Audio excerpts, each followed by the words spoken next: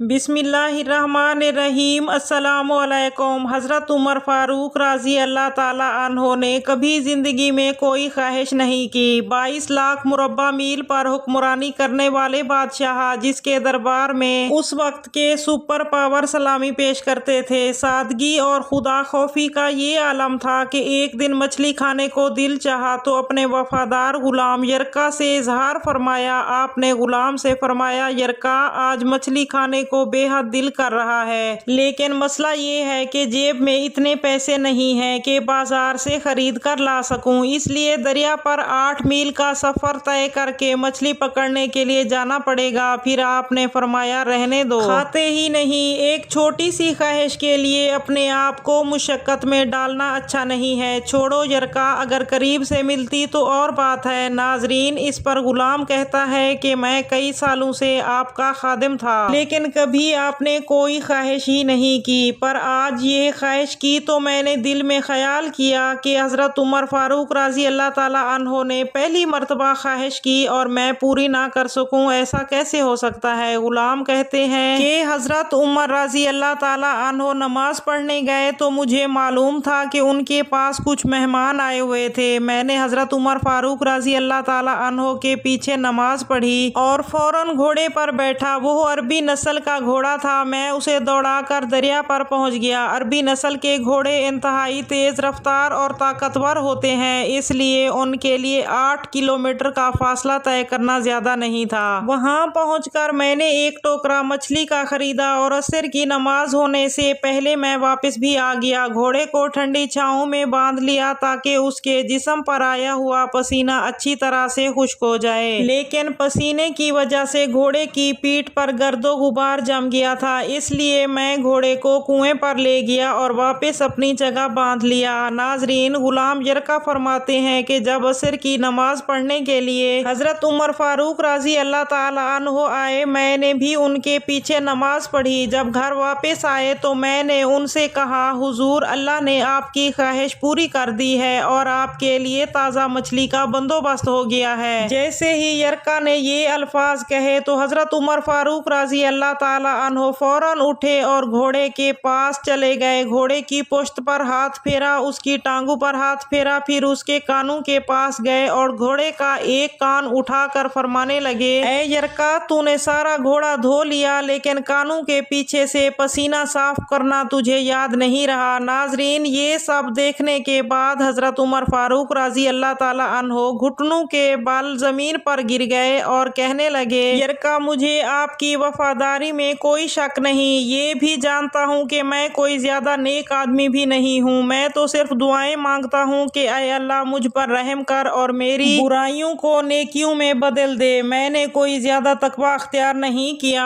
اور بات کو جاری رکھتے ہوئے فرمانے لگے، یرکا، چل تو بتا، اگر یہ گھوڑا قیامت کے دن اللہ کی بارگاہ میں فریاد کرے کہ اے اللہ، عمر نے مجھے اپنی چھوٹی سی خواہش کے لیے 16 کلومیٹر کا سفر طے کروایا، اے اللہ میں جانور تھا، بے زبان تھا، اے یرکا تو بتا، اللہ کے حضور گھوڑے کے اس سوال کا کیا جواب دوں گا؟ غلام یرکا فرماتے ہیں، اس کے بعد حضرت عمر فاروق رضی اللہ تعالیٰ عنہ بہت دیر تک روتے رہے اور ساتھ میں بھی بہت زیادہ رویا، اتنا رویا جتنا اپنے سگے ماں باپ کی وفات پر بھی نہیں رویا۔ اس کے بعد حضرت عمر فاروق رضی اللہ تعالیٰ عنہ نے یرکا سے کہا، گھوڑے کو آج چارہ زیادہ کھلا دو اور جو مچھلی لے کر آئے ہو اسے غریب لوگوں میں تقسیم کر دو، انہیں مچھلی دے کر کہنا کہ تیری بخشش کی بھی دعا کریں اور حضرت عمر فاروق رضی اللہ تعالیٰ عنہ کی بخشش کے لیے بھی دعا کریں۔ ناظرین، ذرا سوچئے، آج کے دور میں ایک معمولی کمتر بھی اپنے آپ کو خدا سمجھنے لگتا ہے۔ ہمارے ہاں آفیسرز اپنے ملازم کو نیچا دکھا کر اپنی خدائی ظاہر کرتے ہیں، اور دوسری طرف 22 لاکھ مربع میل پر حکمرانی کرنے والے بادشاہوں کے بادشاہ کا انصاف اور سادگی دیکھیں۔ آپ کے دور حکومت میں ایک بدوی آپ سے ملنے آپ کے پاس آیا، جب مدینے کے پاس پہنچا تو آدھی رات کا وقت ہو چکا تھا، اس کے ساتھ حاملہ بیوی تھی، تو اس نے مدینے کے پاس خیمہ لگایا، بیوی کا وقت قریب تھا تو وہ درد سے کرہنے لگی۔ ناظرین، حضرت عمر فاروق رضی اللہ تعالیٰ عنہ اس وقت اپنے معمول کے مطابق گشت پر تھے اور ساتھ میں ایک غلام بھی تھا۔ جب آپ نے دیکھا کہ دور شہر کی حدود میں आग जल रही है तो अपने गुलाम को भेजा ताकि जाकर पता करे कि वहाँ क्या हो रहा है। जब गुलाम वहाँ पहुँचा तो दरियाफ्त किया। बद्दू ने गुलाम को सख्त डांटा, जिसके बाद हजरत उमर फारूक रजी अल्लाह ताला अन्हो खुद वहाँ गए और दरियाफ्त किया तो उस शख्स ने बताया कि मैं अमीरुल मोमिनीन हजरत उमर फारूक रजी अल्लाह ताला अन्हो से मिलने मदीने आया हूँ। इस वक्त मेरी बीवी उम्मीद से है और वक्त करीब आन पहुँचा है। नाजरीन, उसके बाद हजरत उमर फारूक रजी अल्लाह ताला अन्हो अपने घर की तरफ रवाना हो गए। आप अपने घर पहुँचे और अपनी ज़ौजा से मुखातिब होकर कहने लगे, चलो मेरे दोस्त की बीवी हामिला है और फौरन मेरे साथ चलो, जो सामान लेना है वो भी ले लो। नाजरीन, हजरत उमर फारूक रजी अल्लाह ताला अन्हो की बीवी यानी उस वक्त की खातून अव्वल ने घी और कुछ दाने साथ लिए और हजरत उमर फारूक रजी अल्लाह ताला अन्हो ने अपनी पीठ पर लकड़ियां उठाई, जबकि बद्दू इस बात से मुकम्मल तौर पर अनजान है कि ये कोई गुलाम या नौकर नहीं बल्कि अमीरुल मोमिनीन हजरत उमर फारूक रजी अल्लाह ताला अन्हो हैं। नाजरीन, जब अंदर बच्चे की विलादत हुई तो आपकी ज़ौजा ने आवाज़ लगाई, या अमीरुल मोमिनीन बेटा हुआ है, या अमीरुल मोमिनीन। सुनते ही उस शख्स के पाँव तले से ज़मीन निकल गई और बेसाख्ता पूछने लगा, हुजूर आप अमीरुल मोमिनीन हैं, वही जिसके नाम से कैसर व कसरा कांपते हैं, वही हजरत उमर फारूक जिनके लिए खुद हजूर पाक सल्लल्लाहु अलैहि वसल्लम ने अल्लाह ताला से दुआ मांग कर मांगा। इस पर हजरत उमर फारूक मुस्कराए और फरमाया, हाँ वही उमर फारूक हूँ। नाजरीन, ये सुनकर वो शख्स बहुत ज्यादा हैरान हुआ और रोने लगा। काफी देर तक रोता रहा, जिस पर हजरत उमर फारूक रजी अल्लाह ताला अन्हो ने तारीखी अल्फाज अदा किए, ये मेरे आका का मदीना है, यहाँ अमीरों का नहीं बल्कि गरीबों का इस्तकबाल किया जाता है, यहाँ यतीमों और लाचारों को इंसाफ मिलता है और सब सर उठा कर चलते हैं। नाजरीन, क्या आज के हुक्मरानों से ऐसी उम्मीद रखी जा सकती है? एक मामूली सिपाही से लेकर जर्नेल तक, कौंसलर से लेकर वजीर आजम तक सब अपनी जेबों की फिक्र में हैं। नाजरीन, एक बार हजरत उमर फारूक रजी अल्लाह ताला अन्हो मस्जिद में मिंबर पर खड़े होकर खुतबा दे रहे थे। उस दौरान एक शख्स खड़ा हुआ और कहने लगा,